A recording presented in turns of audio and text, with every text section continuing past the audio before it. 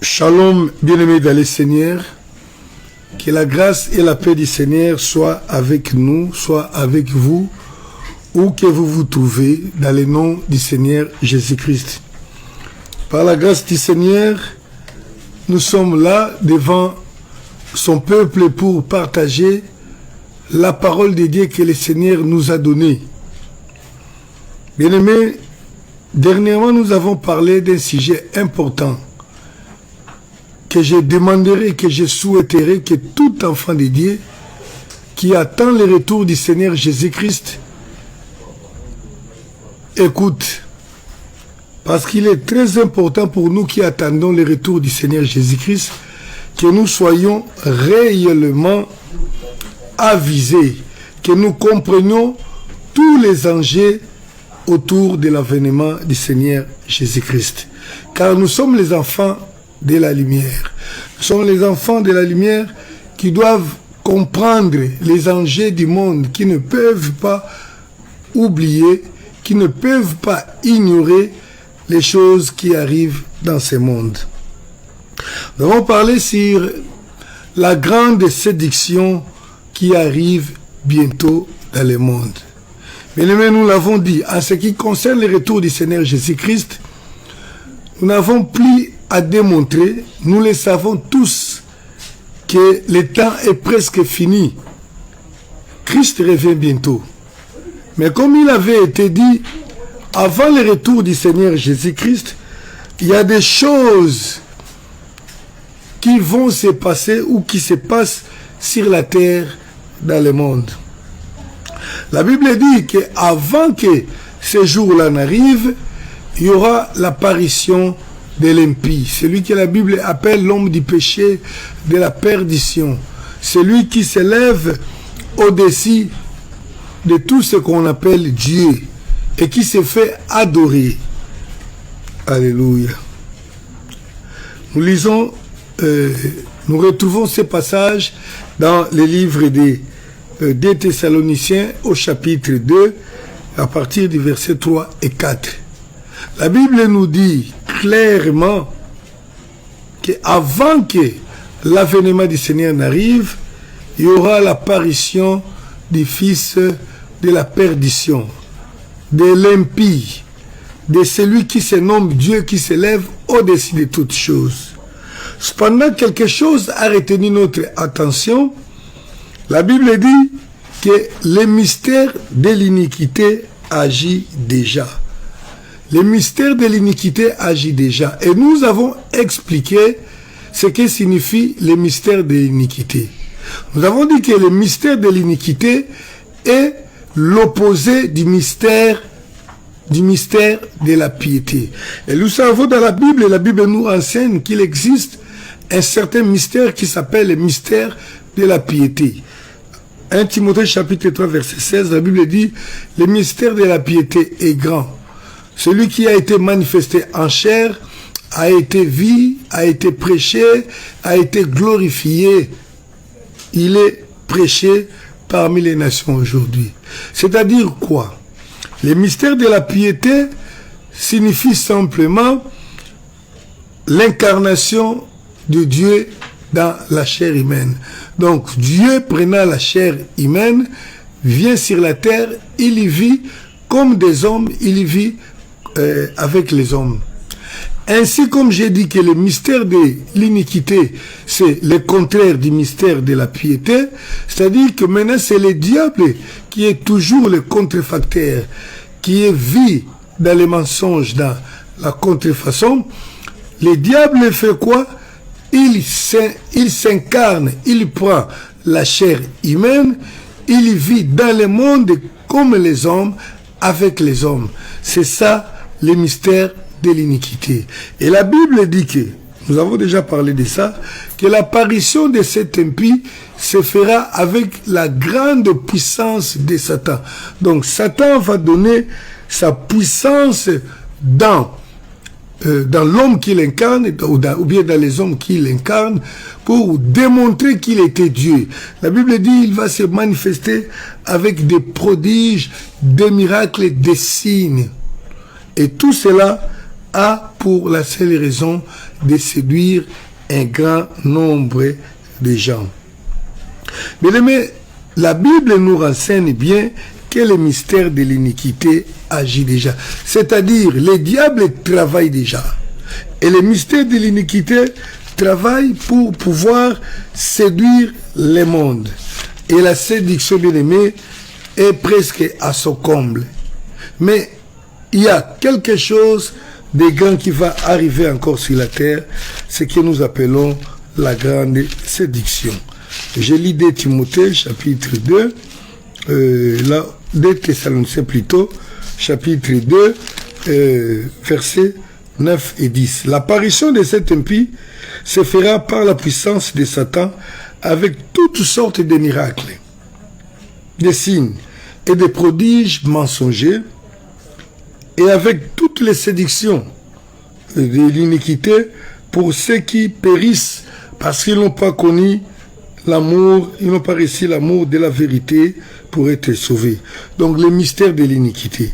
Au verset 7, la Bible dit « Car le mystère de l'iniquité agit déjà ». Je parle bien du mystère.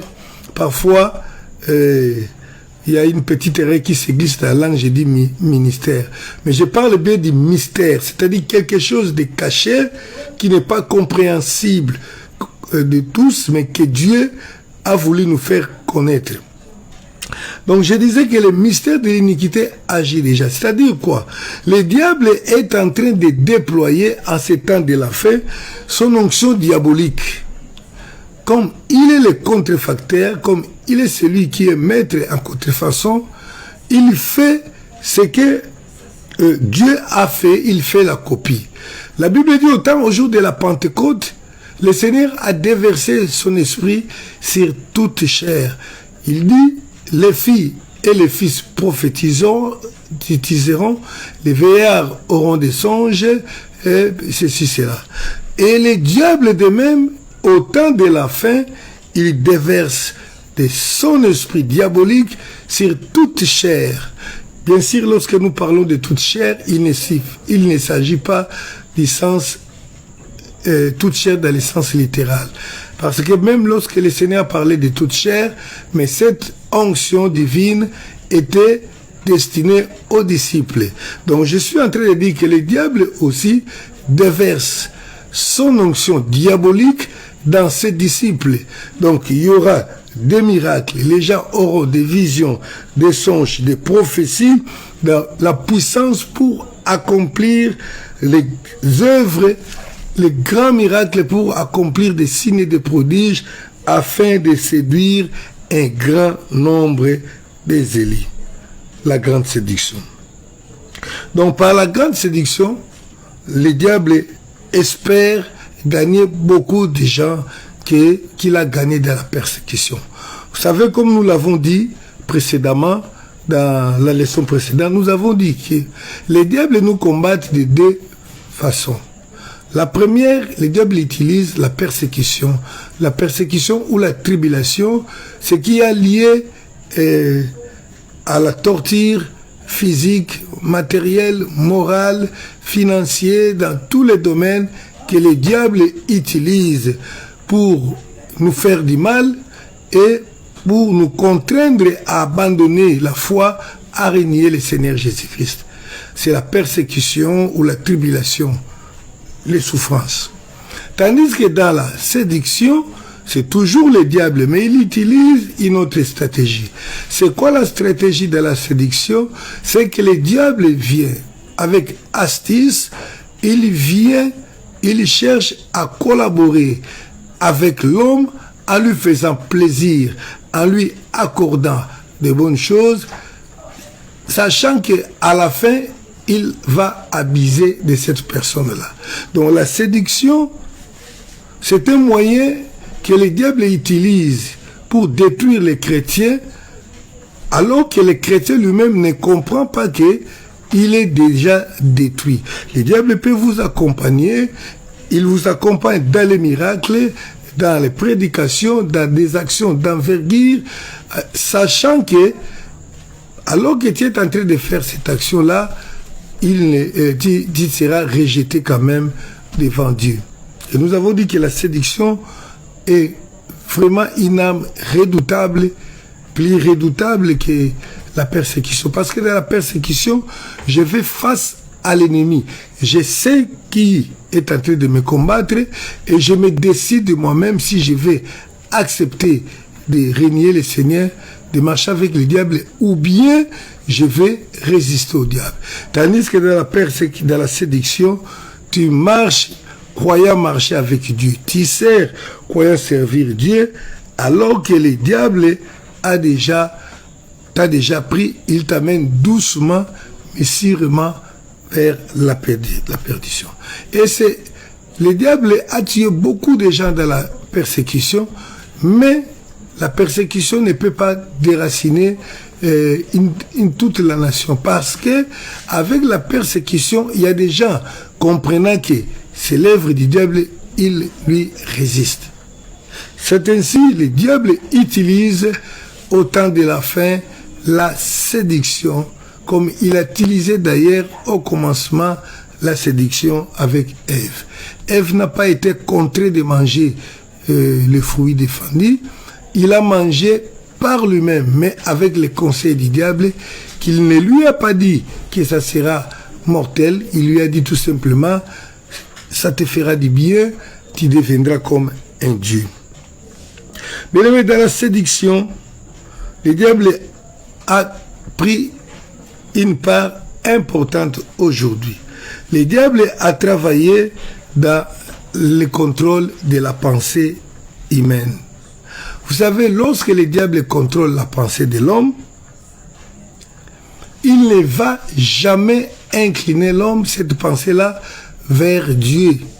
Ça sera une pensée qui amènera l'homme à se rebeller contre Dieu, à se prosterner devant le diable. Excusez.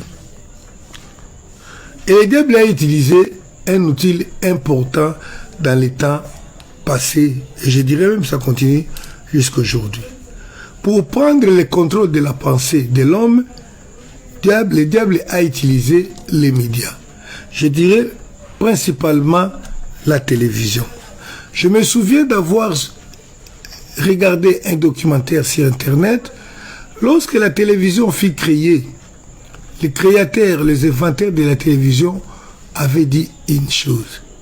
Ils avaient dit ceci. Avec cet outil, nous savons maintenant que tout ce que nous allons vouloir que les gens fassent ça, ça se fera. Tout ce que nous aimerions que nous voudrions que les gens fassent, ils le feront à cause de la télévision. Bien aimé, c'est tout à fait clair. Aujourd'hui, beaucoup de gens pensent vivre leur vie autonome. Beaucoup de gens pensent décider en toute liberté. Mais la réalité est autre. La réalité, c'est quoi? C'est que beaucoup de gens sont influencés par la télévision. Il suffit de regarder la façon dont les gens s'habillent aujourd'hui. Et vous allez voir que cela est en rapport soit avec les films et les séries, avec ce que la télévision nous montre présentement. Et par la télévision, par la radio, le diable ne nous a pas obligés, mais il nous a amenés à adopter un certain mode de vie, une certaine mode de vie là, qui est contre la volonté de Dieu, qui se rebelle à Dieu. Et c'est ça le premier plan du contrôle de la pensée. Et après la télévision est venue l'Internet. Et l'Internet, c'est toujours la même chose. Vous avez l'écran, vous avez les audios qui font que la pensée de l'homme est formatée par tout ce qu'il voit quotidiennement, par tout ce qu'ils entendent, et ils ne savent pas que tout ce qu'ils font est le résultat de ce qu'ils voient, de ce qu'ils regardent, de ce qu'ils écoutent. Et c'est comme ça, vous voyez, les gens ont une certaine façon de se coiffer les cheveux. une certaine façon de parler, une certaine façon de manger, une certaine façon de danser, une certaine façon qui est devenue à tous. Et la réalité, c'est quoi? Le diable a occupé sérieusement la pensée de l'homme dans les médias afin de les détourner de Dieu. La séduction, la première étape que le diable a utilisée était là. Mais aujourd'hui, avec la nouvelle technologie, avec l'intelligence artificielle, le diable est en train de pousser les limites. Il va un peu très loin, comme nous l'avons dit précédemment. L'idée qui a émergé dans la tête de l'homme qu'on appelle les scientifiques, de fusionner l'homme et la machine, n'est pas une idée gratuite. Bien aimé, il y a déjà la technologie, comme je l'ai dit, il y a une entreprise américaine répondant au nom de Neuralink, je ne sais pas si j'ai bien prononcé les mots, l'entreprise de M. Elon Musk, ou Elon Musk. C'est une très grande entreprise de grandes technologies avec beaucoup de diversité d'options. Mais cette entreprise dit qu'ils sont arrivés à introduire la SIM dans la tête, dans les cerveaux de l'animal. Ils ont travaillé avec les chimpanzés. Officiellement, l'objectif, c'est quoi? L'objectif, c'est de pouvoir aider les gens qui ont des handicaps, qui sont malades. Mais la réalité, bien aimée, est autre. La réalité, c'est que le diable veut, c'est quoi? C'est pouvoir manipuler la pensée de l'homme à partir de la cime qu'on doit introduire dans l'homme. Parce que Elon Musk, dans son entreprise, se disent qu'ils sont déjà prêts, ils ont toute la technologie, la maîtrise de pouvoir implanter une SIM dans le cerveau humain. L'objectif, c'est quoi? L'objectif, c'est de pouvoir manipuler l'homme à distance.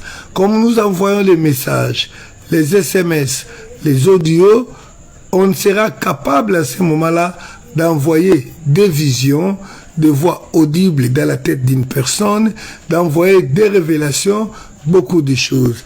Et la personne qui va commencer parfois à parler au nom de la révélation ne saura pas que ce n'est pas une révélation de Dieu, mais c'est la séduction. Le grand danger, c'est le contrôle de la pensée. Parce que si le diable arrive à influer sur la pensée de l'homme, c'est-à-dire qu'il a toute la force pour pouvoir amener l'homme dans la voie qu'il désire. Et le diable n'est pas notre ami, n'est pas notre collaborateur. Le grand ennemi de Dieu, notre grand ennemi, ne fera la chose là que pour influencer la pensée de l'homme vers le diable ou à se rebeller contre l'homme. Bien aimé, cette technologie était je dirais, c'est une bombe. C'est quelque chose de grand que le diable veut utiliser pour détruire l'homme. Avoir l'influence, avoir le contrôle de la pensée humaine. Comme je disais déjà, le contrôle des pensées de l'homme a commencé par la télévision. À cause de la télévision, nous avons changé de comportement. Beaucoup de décisions que nous prenons par rapport à tous les domaines de la vie sont influencées par les médias, par tout ce que nous voyons. Mais les grands coups, c'est pourquoi je l'appelle la grande séduction. Parce qu'en ce moment-là, lorsqu'ils seront à mesure de le faire, lorsqu'ils auront les autorisations de le faire, la personne manipulée ne saura pas qu'il est manipulé. Imaginez-vous quelqu'un qui dort, il voit une vision où Dieu lui parle. Dieu lui dit, voilà, je te commande aujourd'hui de faire, de prendre une seconde femme. Il a bien vu la vision. Si cela se répète 2 fois, 3 fois, 4 fois, il dira certainement c'est Dieu. Imaginez quelqu'un qui entend une voix audible, alors que ce n'est pas Dieu, une voix audible qui lui recommande une action quelconque, il le fera sans tarder. Pourquoi? Parce qu'il saura, il croira que réellement c'est Dieu. Donc, lorsque les diables, le monde, les scientifiques arriveront à manipuler la pensée de l'homme, bien aimé, ça sera la grande séduction. Parce que beaucoup de gens seront séduits, ne sauront même pas qu'ils sont déjà séduits. J'ai parlé de la production des hologrammes qui pourraient être produites pour simuler le retour du Seigneur Jésus-Christ. Si on le fait, certainement les gens qui seront déjà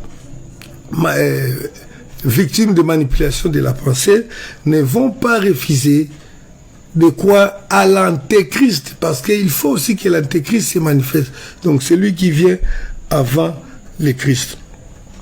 Alors notre enseignement, c'est comment vaincre la grande séduction à venir.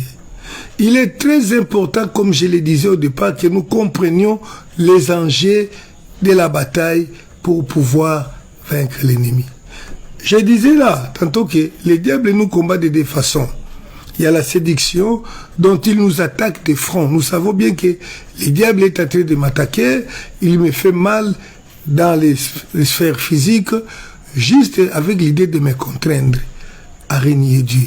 Mais dans la persécution, l'élément qui nous donne la force de vaincre la persécution, c'est la foi.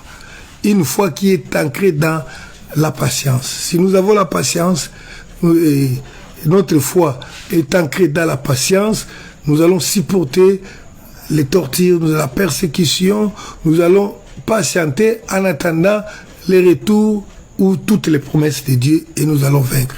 Selon qu'il est écrit, la victoire qui triomphe du monde, c'est la foi que nous avons en Jésus-Christ. Mais en ce qui concerne la grande séduction, bien-aimée, la chose qui va nous donner la force de vaincre les diables, c'est le discernement des esprits. Alléluia. Le discernement des esprits, bien-aimés, est aussi un don du Saint-Esprit. Si nous avons le discernement des esprits, ça sera difficile pour les diables de nous séduire. Le discernement des esprits, c'est cette faculté de l'esprit qui sert à distinguer les choses.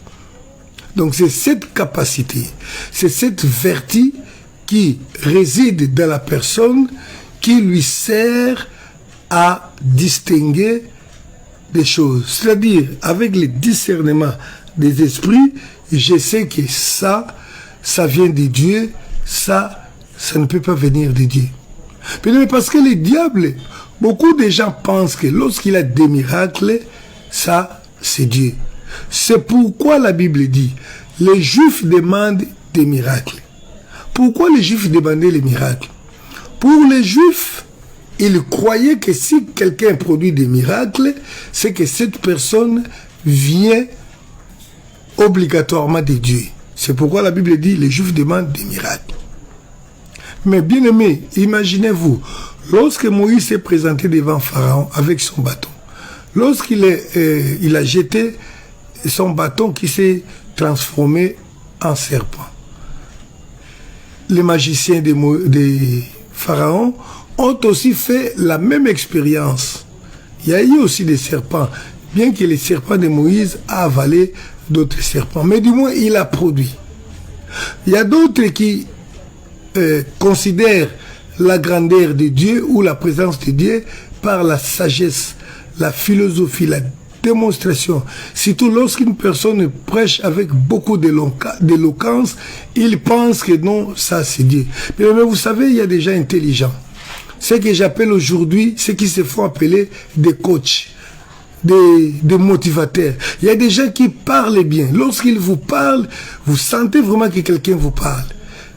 Des psychologues qui savent toucher l'âme de la personne. Mais parfois, tout ce qu'ils parlent là ne vient pas de Dieu. Beaucoup de gens ne comprennent pas. Lorsqu'ils voient une personne bien parler, ils n'ont pas la capacité de comprendre que ça, c'est un faux enseignement.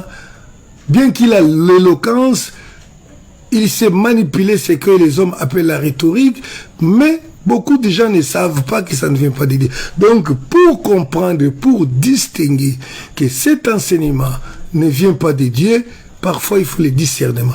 Pour comprendre que, bien que j'ai vu les miracles, ces miracles ne viennent pas de Dieu, il faut les discernements.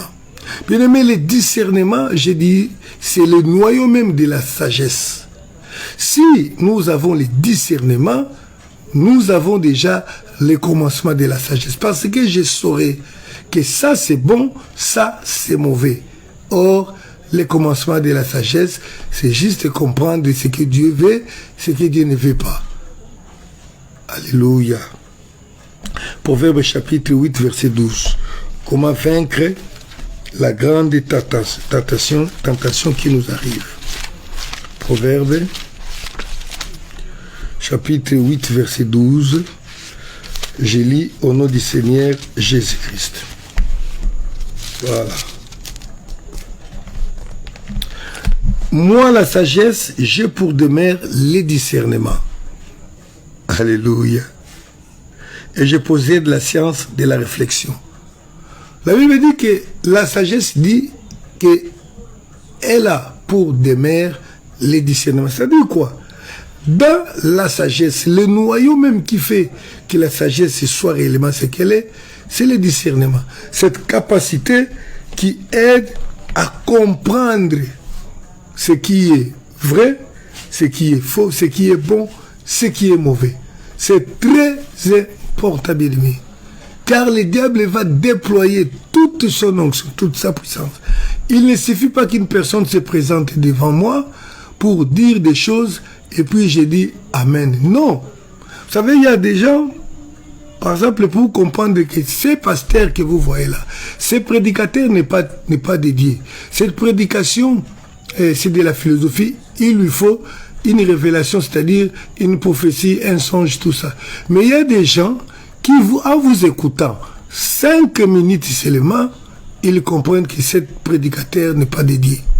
Alléluia. Et je bénis le Seigneur parce que je sais que moi, c'est comme ça que je comprends.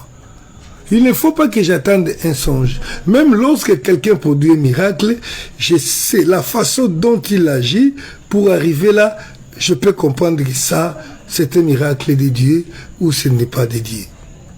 Parce que la Bible dit, les voies de l'Éternel sont insondables, mais Dieu les révèle à ceux qu'il veut. Si Dieu te révèle tes voies, c'est-à-dire tu comprends la procédure, la façon de Dieu fait des choses, tu comprends ça, et alors tu as aussi une sagesse, le discernement des esprits. Philippiens, chapitre 1, versets 9 et 10.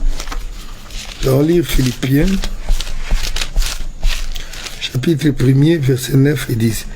Et c'est ce que je demande dans mes prières, c'est que votre amour augmente de plus en plus en connaissance et en pleine intelligence pour le discernement des choses les meilleures, afin que vous soyez purs et irréprochables pour les jours de l'avènement de Christ. Bien-aimés, le Seigneur nous dit toujours une chose. Il nous recommande d'être irréprochables au jour de son avènement. Irrépréhensible, irréprochable. Alors ici, la Bible nous démontre quoi? Que Paul enseignait aux Philippiens que lorsqu'il a compris qu'ils ont crié au Seigneur et qu'ils étaient dans l'attente du Seigneur Jésus-Christ, il priait pour eux afin qu'ils aient de l'intelligence, qu'ils aient le discernement des esprits pour qu'ils soient inébranlables, irrépréhensibles, irréprochables. Mais parce que si je sais, beaucoup de gens que vous voyez là, qui sont perdus, c'est parce qu'ils ne comprennent pas qu'ils sont réellement perdus. Alléluia.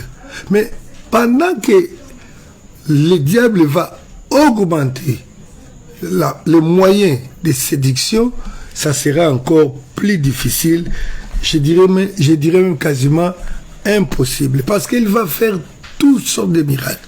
S'il faut déployer la sagesse, s'il faut déployer quelque chose, le diable le fera, pourvu qu'il puisse convaincre certaines personnes que ce qu'il fait là est de Dieu. 1 Corinthiens chapitre 12, verset 10, nous montre que le discernement est un don du Saint-Esprit. Alléluia. Le discernement est un don du Saint-Esprit. C'est-à-dire, le Saint-Esprit nous donne les dons de discernement. C'est vrai. Mais nous devons comprendre comment le discernement opère-t-il. C'est très important. Le don du discernement n'est pas une intuition. Quelqu'un dit tout simplement que non, je sens comme ça là. Non. Quand quelqu'un comprend des choses de telle façon, nous pourrons dire qu'il a les dons des paroles de connaissance, qui donnent des choses, ou bien autres dons. Mais le don de discernement, c'est un don qui fonctionne au moyen des Écritures, ou je dirais au moyen de la parole de Dieu. Ce n'est pas le don de paroles de connaissance où le Seigneur vous parle comme ça, vous entendez soit une voix intérieure, une voix audible qui vous dit, mais le don de discernement fonctionne au travers des Écritures, par les moyens des Écritures.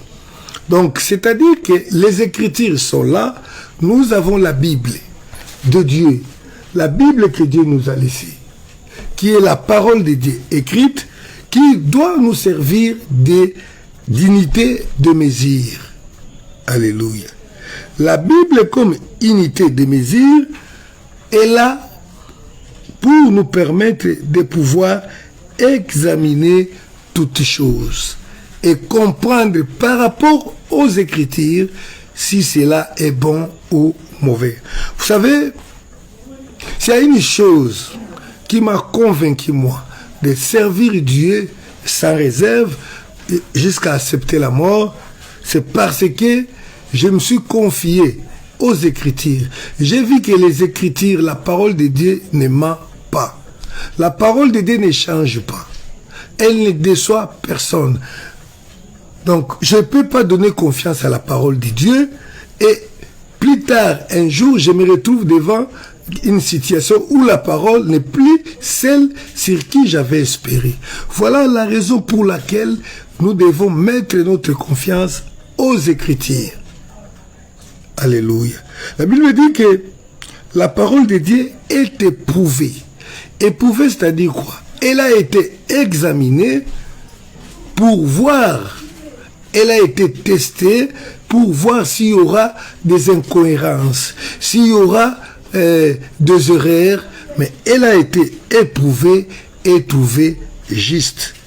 Psaume chapitre 30, verset 5. Psaume chapitre 30, verset 5. La parole de Dieu est éprouvée. Voilà. Nous sommes là. Psaume 30, verset 5. Je vais lire au nom du Seigneur. Chantez à l'Éternel ses louanges. Voilà. Donc, plutôt c'est Proverbe 30. Proverbe 30, excusez. Voilà. Proverbe 35, la Bible dit, toute parole de Dieu est éprouvée. Toute parole de Dieu est éprouvée. Il est un bouclier pour ceux qui cherchent en lui un refuge. Donc, nous devons donner confiance à la parole de Dieu. Parce que la Bible dit toute la parole de Dieu est éprouvée. La Bible dit toute écriture est inspirée de Dieu. Mais ici, la Bible nous confirme en gros que tout est éprouvé. C'est-à-dire, elle a été testée. S'il existe des tests, s'il existe des épreuves, s'il existe un laboratoire où on peut tester cette parole pour vérifier si elle était les mensonges, comme il existe aujourd'hui les testeurs des mensonges, cette parole a été testée, éprouvée, et elle est la même, elle est la vérité. Psaume chapitre 18, verset 31. Psaume 18, 31. La Bible dit quoi? Voilà, 18, 31. Les voies de Dieu sont parfaites, la parole de l'Éternel est éprouvée. Il est un bouclier pour tous ceux qui se confient à lui. Donc c'est la même chose. Cette parole est éprouvée. Et la Bible part encore loin pour dire que cette parole est pure. Psaume chapitre 12, verset 7.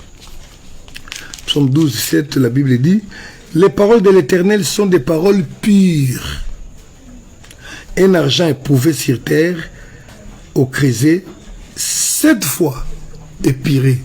Donc la parole de Dieu ne contient pas des erreurs. Excusez bien. Bien aimé, si vous retrouvez, vous pensez trouver une erreur dans la parole de Dieu, je vous dis, sachez que c'est vous qui ne comprenez pas encore. Priez Dieu, demandez Dieu avec humilité, il vous montrera des choses. Même nous connaissons en partie, tous les prédicateurs, c'est ce que dit la Bible. Il m'est arrivé d'avoir des questions, des sujets que je ne comprenais pas. Mais j'ai prié le Seigneur a fini par me donner des explications exactes par rapport à ces paroles-là. Donc si vous pensez trouver des incohérences, priez tout simplement Dieu, il vous montrera la vérité. Alléluia. Et j'ai reçu une mission. J'ai fait confiance à la parole de Dieu dans tout ce que j'ai fait et je ferai. Je me souviens, lorsque le Seigneur me donna la mission de le servir en 1995. Je me souviens bien de cette date-là. C'était un certain 23 février 1995, la nuit. Le Seigneur me dit, tu feras attention que la parole soit prêchée exactement selon qu'il est écrit. Je retiens toujours cette parole. C'est comme ça, je m'efforce depuis ces jours-là à être orthodoxe par rapport à la parole de Dieu. Je m'efforce à enseigner tout selon la parole de Dieu. La parole de Dieu ne peut pas nous décevoir. Donc c'est la raison pour laquelle elle a été établie comme l'unité de mesure pour examiner toutes choses. Bien aimé, cette parole que nous disons être la Bible ne contient pas la parole de Dieu, mais la Bible est la parole de Dieu. Alléluia. C'est pourquoi la Bible dit toute écriture est inspirée. Toute écriture, toute parole de Dieu est éprouvée. Mais je vous dis une chose. Alors que le diable est en train de préparer la grande séduction, le diable sait que la chose qui lui ferait mal pour qu'il ne puisse pas séduire tous les hommes ou un grand nombre des hommes, c'est la parole. Cette parole qui est dans la Bible, donc cette Bible. Et aujourd'hui, la Bible est devenue la cible principale de l'ennemi dans ces combats de la grande séduction. Vous savez, la Bible a été combattue durant la période du Moyen-Âge de front. C'est-à-dire quoi? Lisez l'histoire, c'est l'histoire du monde. Pour tous ceux qui comprennent l'histoire, vous savez qu'il était interdit aux humains, comme nous, aux simples citoyens, comme on appelle les citoyens lambda, de posséder une Bible ou de lire la Bible. Beaucoup de gens sont morts. Beaucoup de gens ont été assassinés, surtout par cette grande église qui aujourd'hui, les gens qui ne comprennent pas l'histoire ne savent pas comment les catholiques ont tué des gens. Les crimes étaient tout simplement de posséder soit une Bible ou de lire la Bible. Les temps ont changé, certes. Comme je le disais, ça c'était au moment de la persécution. Posséder une Bible était un crime. Et déjà, j'ai lu l'histoire d'une personne, je crois, j'ai même posté ça sur notre page Facebook, d'une personne qui a copié la Bible. Il a passé des temps sous la couverture alors qu'il s'est trouvé au couvent pour pouvoir traduire la Bible, pour nous la donner aujourd'hui. La Bible a été combattue. Le diable n'aime pas que les gens lisent la Bible, que les gens aient la Bible. Vers 1980, nous avons reçu des informations qu'il y a eu une réunion des maîtres du monde, de ceux qui se considèrent comme les maîtres du monde, qui se sont réunis et ils avaient parmi les objectifs pour combattre l'Église, ils avaient pour objectif d'empêcher la diffusion de la Bible ou soit de retirer quelques livres de la Bible ou quelques passages. Mais il y a un grand plan que le diable a déversé sur l'Église, c'est d'injecter la distraction pour que les gens ne lisent pas les Bibles. Mais même posséder une Bible, c'est une chose, mais lire la Bible en est une autre. Comme je dirais encore, pratiquer la Bible aussi en est une autre. Le diable a injecté la distraction, même pour lire la Bible aujourd'hui, même nous, les prédicateurs, parfois c'est devenu chose difficile. Je ne dis pas lire la Bible pour venir, parce qu'il y a des prédicateurs qui ne lisent la Bible que pour venir prêcher. Mais lire la Bible comme ça, telle que la Bible nous la recommande, c'est devenu parfois un grand problème. Alléluia. Lire la Bible, bien-aimé. Et le diable sait. Il nous a occupés par des téléphones, même si les téléphones contiennent des Bibles. Alléluia. Nous en avons, mais parfois, on ne les lit pas. Et le diable a travaillé beaucoup. On a plein de distractions. On a plein de distractions dans les téléphones, au point où on n'a même pas le temps de lire la Bible. Il y a un grand projet du diable contre la Bible qui consiste à retirer la Bible du monde, donc à faire disparaître la Bible. Et aujourd'hui, nous les enfants de Dieu, nous travaillons pour aider les maîtres du monde, les diables, à faire disparaître la Bible dans le monde. Alléluia. La Bible que nous utilisons, que nous avons toujours utilisée, la Bible physique ou Bible papier, est en train d'être oubliée au profit de la Bible électronique qui se trouve dans nos tablettes, dans nos ordinateurs ou dans nos téléphones. On peut penser que c'est une bonne chose, c'est l'avancée technologique. Beaucoup de gens qui, lorsqu'ils enseignent avec des ordinateurs ou des tablettes, ils trouvent ça comme c'était la modernité. Bien aimé, nous devons faire attention. Ça peut paraître bon, pratique, parce qu'on en a tout le temps, entre les mains. Mais la réalité, d'ailleurs, on ne les lit pas tout le temps, bien qu'on a ça tout le temps. Mais, étant donné que tout le monde va commencer à utiliser la Bible électronique dans les téléphones, les imprimeurs, les éditeurs, n'ayant plus de clients à acheter ces Bibles, ils vont fermer. Ils vont peut-être convertir leurs machines pour d'autres utilisations. Il n'y aura plus de Bible. Et lorsqu'il n'y aura plus de Bible, lorsque tous auront fermé, ne vous abusez pas, bien aimés. Ces Bibles ont commencé par une seule personne qui a traduit. Il était peut-être le seul imprimeur. Aujourd'hui, on peut en avoir des milliers ou des centaines, je ne sais pas moi, mais ça peut finir. Vous savez comment, avec l'évolution de la technologie, après 5 ans, nous abandonnons certaines choses.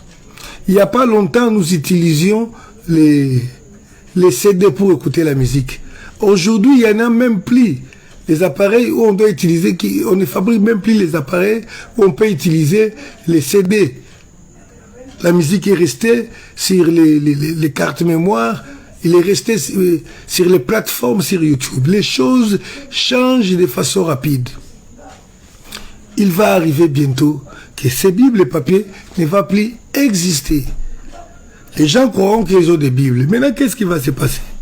Le diable lui-même, c'est qu'il est capable de modifier la Bible à partir des serveurs où nous avons pris les Bibles pour l'introduire dans nos téléphones. Et vous pouvez faire des recherches, vous verrez que il est possible, à chaque fois qu'une mise à jour est effectuée sur une application dans les téléphones, cela change beaucoup d'éléments. Il y a une Bible qui a été déjà produite, je crois en Angleterre, où on a voulu changer les passages concernant l'homosexualité. Par exemple, on a dit, tu ne coucheras pas avec un homme comme on couche avec une femme. Donc l'homme ne couchera pas avec un homme comme on couche avec une femme. Dans cette Bible nouvelle-là, ils ont ajouté comme cela, comme dans les temples de Moloch. Qu'est-ce qu'ils veulent dire?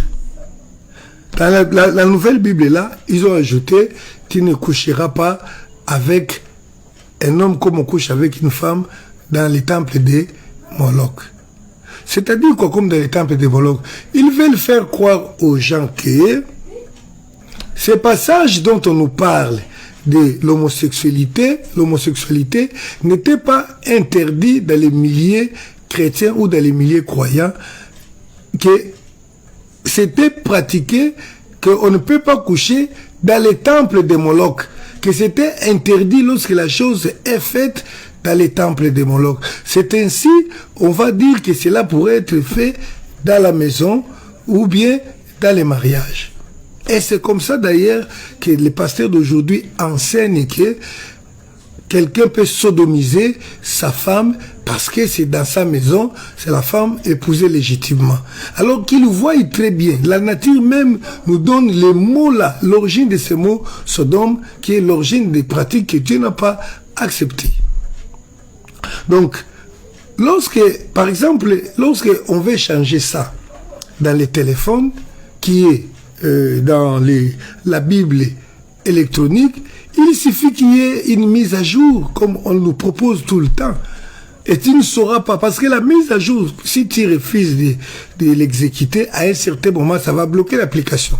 Donc nous serons obligés de mettre à jour les Bibles que nous avons. Mais s'ils changent, tu ne sauras pas, ils ne te diront pas que nous avons changé ça.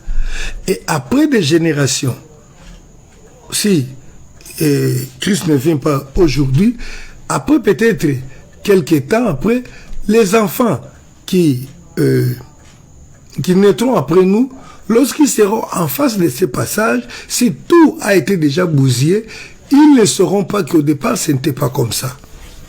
Alléluia. J'ai eu une discussion qui m'a beaucoup aidé avec... Bon, quelqu'un m'a écrit, il a écouté l'enseignement sur les baptêmes. Quand j'ai parlé que Christ a dit, allez baptiser au nom du Père, du Fils et du Saint-Esprit, les frères m'ont démontré que dans la Bible ancienne, avant que nous ayons les traditions que nous avons ici, on avait tout simplement dit de baptiser au nom de Christ. Il me dit qu'il y a eu une interprétation, donc il y a eu un changement qui est intervenu après. Donc voyez-vous, je suis en train de dire que s'il n'y a pas de Bible, parce que personne ne viendra chez moi pour venir modifier quelques écrits comme ça dans ma Bible.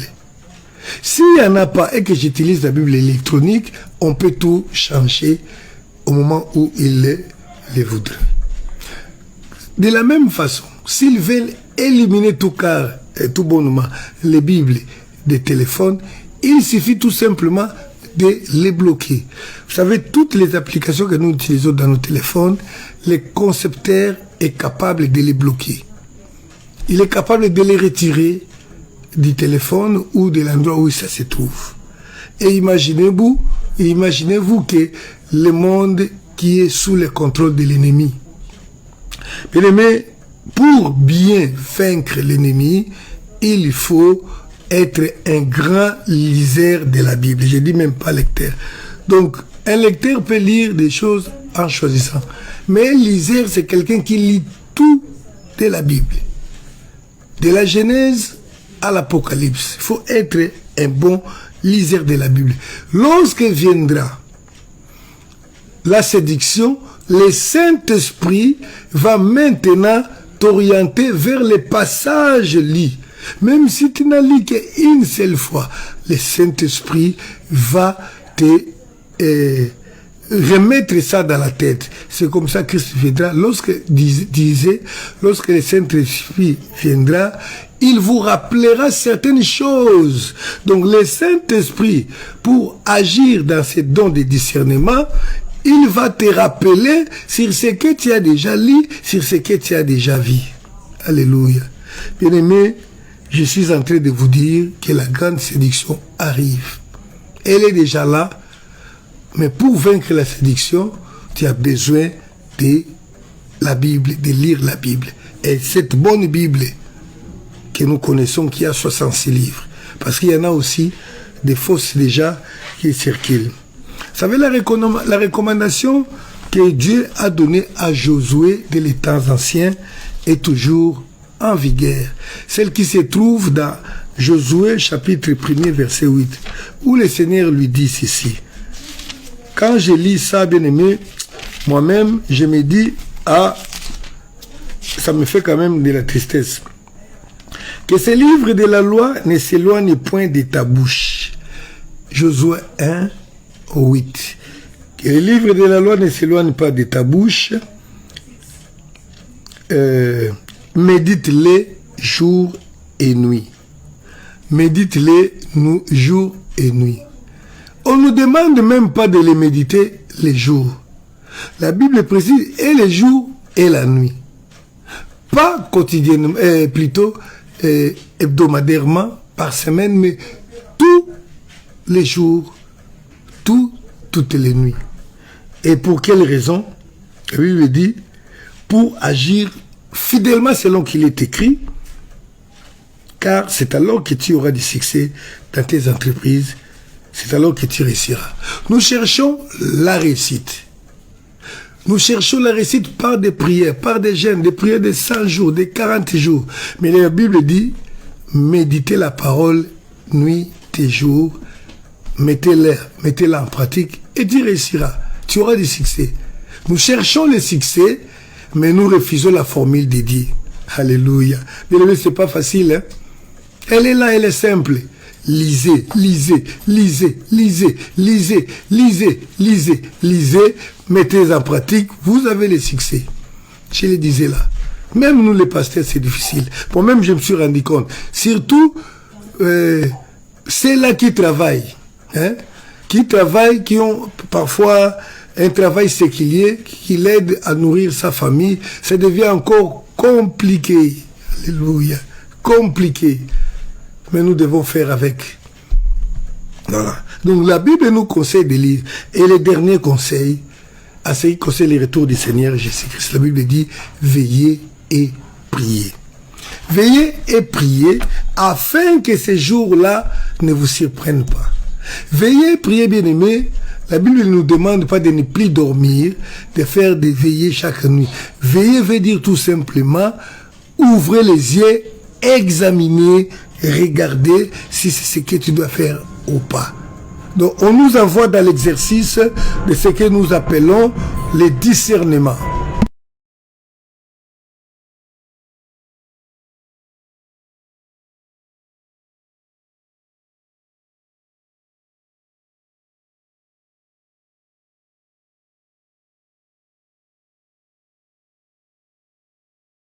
Voilà, Luc chapitre 21.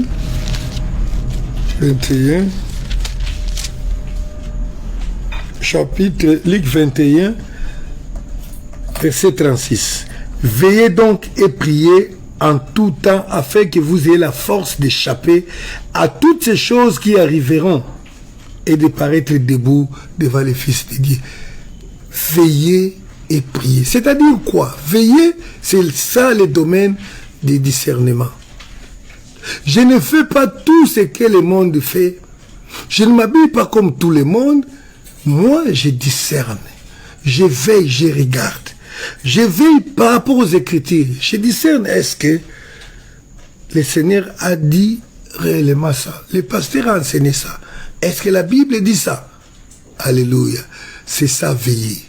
Lorsqu'on veille, on n'acceptera pas tout. Et lorsque l'ennemi viendra, avec ses miracles, alléluia. Je te vois hier, tu as une concubine là, tu viens avec la concubine, tu viens, tu accomplis le miracle. Même si c'est moi qui étais décédé, tu m'as ressuscité, je ne te crois pas, parce que je sais que tu es impudique. La Bible dit, vous connaîtrez les arbres par ses fruits. Donc, c'est simple de discerner. Tu ne vas pas m'emballer parce que tu as accompli un miracle. Je dis bien, je prends l'exemple, je suis décédé, et puis tu viens, tu pries pour moi, je reviens à la vie. Tout le monde témoigne, tu étais mort, il a prié, tu es revenu à la vie. Et après, je te vois, toi qui as prié pour moi, je te vois, tu es impudique, tu es voleur, tu es menteur. Je dis, même ton miracle n'est pas dédié. Si tu veux, je meurs encore et puis tu me laisses. Alléluia. Donc c'est ça. C'est comme ça que la Bible nous demande d'éveiller. La Bible dit, n'ajoutez pas foi à tout esprit. N'ajoutez pas foi à toute prédication. Ne dites pas Amen à toute prédication. Quand vous dites Amen, cela veut dire que vous êtes en accord avec lui, avec ce qu'il prêche. Donc s'il a commis des erreurs, le péché, Dieu dit, toi aussi tu as prêché avec lui. Les discernements. Donc bien aimé, prions pour ça. Et la Bible est là. Lisons la Bible. Pour lire la Bible, il faut une discipline. Une discipline. Comprenez que c'est un combat. Le diable ne veut pas que tu lises. Et toi, tu comprends que je vais lire maintenant parce que je sais que je dois le faire. C'est une discipline que nous demandons à tous. Et dernièrement, à l'église, nous avons reçu une recommandation concernant la Bible. Avec une révélation que viendra le temps, viendra le moment où le diable va réellement détruire, retirer toutes les Bibles dans le monde et il n'y en aura même pas. Moi, je prêche par rapport à la doctrine, par rapport à la parole. Mais il y a un frère qui a reçu aussi une révélation. Et nous savons que c'est la stratégie de la séduction. Parce que si la Bible n'est pas là, le diable va commander beaucoup de choses. Même les églises vont enseigner des choses et il n'y aura pas de contrôle. Nous allons nous perdre. Croyant que nous attendons le Seigneur alors que nous sommes déjà perdus. Voilà, bien aimé, la grande séduction est là. C'est une option à prendre, à décider pour vaincre l'ennemi, la Bible. La Bible, avant toute chose, la Bible, la parole de Dieu. Et le Seigneur ne nous abandonnera pas. Voilà, bien aimé, ce que le Seigneur a voulu que nous partagions avec vous. Et soyez bénis au nom du Seigneur. Abonnez-vous et partagez les messages sur Christ Frontière TV pour continuer à suivre les enseignements de la Sainte Doctrine que nous postons de temps à autre. Merci beaucoup. À la prochaine.